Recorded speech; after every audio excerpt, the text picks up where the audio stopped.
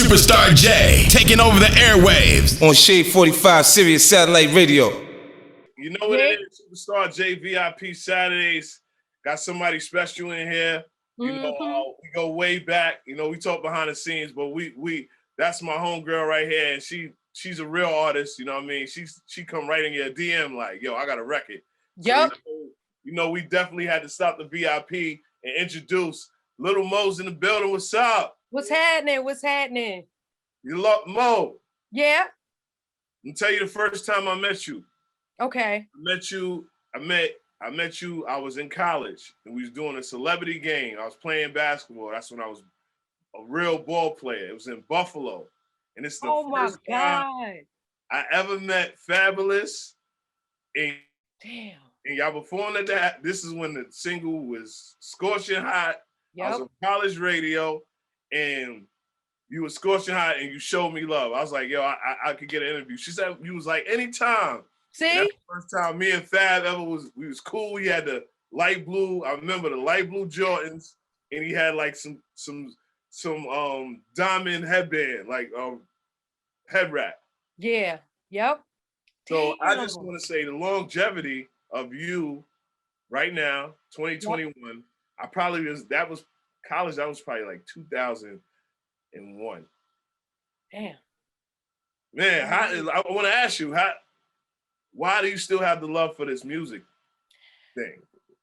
Because, I mean, honestly, this is all I know. I've never had a regular job in my life. I mean, I've done other things such as radio, reality TV. I used to do hair in high school. But other than that, like, this has been embedded in me since, I was like 3 or 4 years old when I started singing.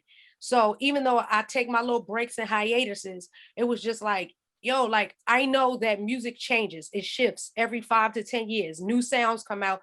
But at the end of the day, when I see the effect that my songs that came out in 99, 2000, 2001, 2003, the way that they still get a vibe and people still go up to them, I always felt that I was ahead of my time. So now that even though the music has changed drastically, I think I fit right in. Like, now people will totally get my sound. I'm just like, it's not about the bag. It's about, like, for real, because I've been on tours, been touring since I was 15. So we like 28 plus years, like, we in. So it's like, why stop now? Wow. Yeah. So we want to speak about, he just mentioned when you was going with on tour with Fabolous. I want to just ask, how did that collaboration come about with you and Fab? That came about like early 2000s, 2000. And I had did Superwoman, the original one, and I used the Beanie Siegel beat. Yes. When he did stop, chill, But when I first turned the song into the label, Brian Michael Cox did that, ironically. They was like, that song is too cocky the way I was like, you ain't gotta look up in the sky for a bird or a plane. Heard you looking for a chain and I'm saving your day. If you tie the chicken heads, got the S on my chest, I'm a Superwoman. So I had that. And they was like, oh, nobody's gonna gravitate to that. That's when people were doing ballads and like 12 different backgrounds and male R&B groups was out, and it was a lot of competition. So it was just like, what can I do that could be different? Why not get some braids and, just pave that way? But I was always a mixtape listener or connoisseur, and everybody knew that Clue had mixtapes back then. Mm-hmm. And my brother used to be like, when everybody else was like, you should get this person a song, because I already did songs with Ja, Jay, and like Missy, and so many other people that I had came in contact with. I was like, yo, when we did Superwoman Part 2, and Clue even asked who you want to get on, I was like, yo, the kid that be spelling his name on everything. He was like, oh, Spiz? Oh, that's easy. And the rest is history. Literally came to the studio. He had a SkyTel two-way pager. And I was like, well, do you need to hit a beat? He was like, no, I already got it. He went in there. And I was like, well, I'm going to leave out, because Missy always told me, let the artist be in their element, because you don't want them to be intimidated or feel a type of way, be messing up, and then feel like they're not doing the right thing or whatever. I went into the lounge and I came back, and when I heard it, I was like, we're out of here. Out of here. Damn. When I first heard that, when he did F-A-B, I was so hyped in the intro when he spelled his name. That's all I thought he was going to do. So he was like, no, you got to listen. I did another part at the end. I was like, what? What more could you ask for? Because, you know, you can't ask an artist to do an intro and an outro. Like you get what you get. You might get 8, you might get 16. And at that time, my budget was tapped out. So I was like, look, I ain't got no more budget money. So how we going to work this out? He was just like, he just wanted the opportunity. And after that, we toured for years off of the da-da-da-da-da-da-da. Damn. Well, let's get into that record. You introduced it. Well, history has been made. This is my brother. We both Scorpios. He November 18th. I'm November 19th. It's up. It's stuck. Superwoman. Where you at? Put the S on your chest. It's Women's History Month. The S stand for Saturdays. Let's go. Let's get it. You know what it is, Superstar JVIP Saturdays. Lil Mo is still in the building. Yep. Mo, you know, we can go for hours. You know, this is like shout out to my peeps at Drink Champs. This could be a Drink Champs episode right here. You know. Okay. Well, I want to ask you, how did you and Ja get together? When we did I Cried, we wasn't in the same studio, but the way I had started working with Ja was I was working with Murder Inc. And so Irv had the Romeo Must Die soundtrack. So I had did a song with his artist Dave Bing called Somebody's Gonna Die. And we did that song. And then after that, he was like, yo, I want to get you on Ja's record. He was like, the album is done, but I want to get you in. And he played it when we was at Dave Bing's video shoot for Somebody Gonna Die. And he played I Cry. He was like, you think you could kill this? Because he was like, the girl that was already on it, you know, they wanted it to have a more soulful sound, like what I could bring. And I was like, yeah, definitely. We went in the studio probably that night because it wasn't ever like, well, send it to me. Let me live with it and vibe with it. No, let me get on it tonight because tomorrow's not promised and I want my voice to be on this and I don't want y'all to pick nobody else. So I did that. The song came out, put it on. The album was already out. And then we did Put It On Me. Like that was like a restripe when you can restripe the song, like the remix, put that on the album. We did that. And the rest is because the song was done. So he's like, well, what could you do to this? And we went right the same studio we recorded Superwoman in. Duro played the track and I just started I was like, let me start from the beginning and work my way down. I didn't write nothing down.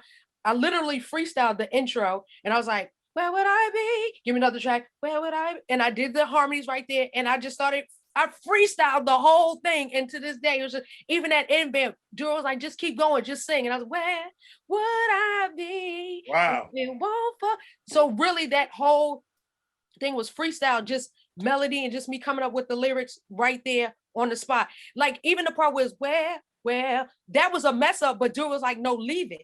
Because I was like, I don't want that where it just is so irking to me. To this day, I was like, but people love that. Where would I be? People love that. I'm just like, oh, that was a mistake. You feel me? But sometimes it become a beautiful mistake. That mistake made me and my friends win our high school talent show. I'm not gonna hold you. We sung one year and then the next year we sung Forever and like the crowd just went nuts because like I'm not a singer, but my best friend, she does a great rendition of all your songs because she just was just like you. Shout out to my friend Tiara. Sorry. Tiara was like this little. No, my friend could blow, okay? Telling you, but yeah, we did justice. I'm just saying, like you have, speaking of all your songs, like you have endless bops, and I need people to understand and put some respect on your name. Thank you. Even with your new song, Broken Heart, I listen to that song all day. Thank you. Tuned in. I even shouted it out on my Twitter. You check that out. She's Charles, you know. Okay. So yeah, she did such a great job. I'm just happy, so happy that you're back and you're making music, and it's like just keep it going. Thank you. I appreciate that. Never stop. What was your creative edge on this new record that you have? Was it from the heart? I know you've been going through a lot of stuff. Yeah. I mean, like everybody knew I had to Put It On Me's Can't Let You Go. And a lot of things that I was singing was love songs or songs that even if it sounded like a song like, oh, she might be going at niggas on it. Like we had the hot voice and the harmonies and it just always made you feel away. Like we was a vibe before vibe was even the wave. So it was just like, okay, I've sang all these love songs and I've done all this and all that. I've sang Forever. That's like one of the most requested songs at a wedding. But I was like, damn, I can't stay married to save my life. So it just felt like I was living a lie. And it was just like, well, my manager who wrote the record, I co-wrote it with him. My manager Wu was just like, well, it's time to really tap in and tell your story. Like you've been through some stuff, Mo. So what started as me detoxing and cleansing from my social media to my life to the pandemic to everything, it was just like, yo, I had to put everything in perspective. I was like, yo, I've really been through some tough times. I really hit rock bottom at one point. Everybody thinks when you hit rock bottom, they think that has to do with financial. It was like, nah, because I was touring and I was still hosting and doing radio and TV and stuff like that. My rock bottom was like, yo, like it felt like I was chasing a bag and running from something. I didn't know who I was. I didn't keep a grasp on my path. So honestly, I felt that I lost my way. So even though the voice was there, I just felt the conviction wasn't there. And it just felt like I was doing stuff just to be doing it. And I was like, nah, that's not even cool. Then I saw, like looking over my life, I'm just like, you know how people say, well, you could go through something somebody would kill to walk a mile in your shoes. And then I thought about it. When I saw what Vanessa Bryant went through losing Kobe and her daughter, I'm just like, yo, like, how do you build, how do you move forward from that type of heartbreak? Like you're broken at that point. Like I remember her posting a message and I'm just like, wow, like tears was just falling. I've never met her a day in my life, but it was just like, dang, I felt her pain. And that pain, like they was like, you know how pain, they say you never feel the same type of pain, but I felt that pain. Then when Lauren lost Nipsey, I was just like, yo, she esteemed him so high. He treated her like a queen. What everybody thought was relationship goals. And to lose that person, like you sit there and go like, okay, is this karma? Like what's really going on? How do you put me in a position to win? And it just feels like I'm losing. So I had to write a song about it, like to hear it go. It was one of those type of moments. Like I was just fed up with foolishness and just felt like I was losing from my like 3 divorces. I'm a single mom of 5, like everything I was dealing with. I was just like, yo, I know with kicking my opioid addiction and not being afraid to talk about it. Like I was walking around broken and I was hurting people because I was hurting. And I didn't realize the damage that I was causing and the bridges that I was burning and the relationships that I was tarnishing and the image of mine and the brand that I had built was going from sugar to shit. And I was like, nah, we got to reel this thing back on in. So the best way to get to a higher platform is tell people about your pain. And honestly, ever since then, people have been like, yo, Mo, you back. This is what we've been waiting for. And I'm like, thank you, God. Well, let's get into it. Okay. Let's get into it. Introduce that new record. Where do you go to fix a broken heart? Ooh, oh, who could put you together when you're torn apart? Ooh, oh, playing a hand I was dealt can't fix my cards. When it ends, it's over, can't push restart. So where do you go to fix a broken heart? Like, where do you go? VIP Saturdays, your girl Little Mo, Broken Heart. Let's get it. You know what it is, Superstar J, VIP Saturdays. Little Mo is still here. Yeah. It's Women's History Month, right? Yeah. History Month. Yes, the month. Praise all the Black queens. Well, Mo, I gotta ask you, when is this project coming out? You know, you got a lot of fans that want to hear a full project from Little Mo. Do we got any surprises or anybody that you want to? Yeah, we got some nice surprises coming. As far as the album release date, because the system has totally changed, you can literally put out a single and you don't have to. Outside is closed, so we can't step in the radio station and do a whole radio run and then another promo run and then come back and then do Jay Leno because he ain't on no more. So what it is I'm gonna put out, we already have the singles lined up, put those out, then drop the album. But it's definitely coming this year, 2021. Now that the world is legal, 21 is up. Like, so I want to drop it, honestly. You drop it on Cheese Charlie? Yeah. Hello? The first to drop it. Yes.